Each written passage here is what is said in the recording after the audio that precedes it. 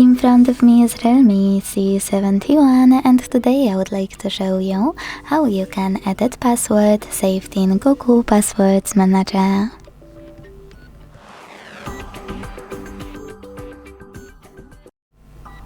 Begin by going into Devices Settings.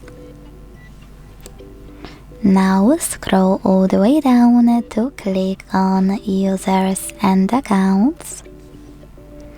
And then choose Google. Now you need to select Google Password Manager and tap on any password you wish to edit.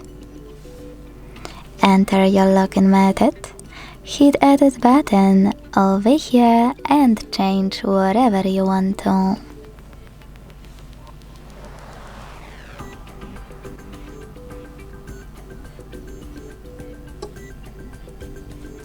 When you're ready, hit Save at the top right corner. As you can see, after that, my password has changed.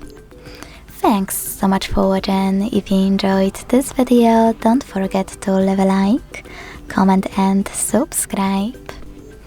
Bye!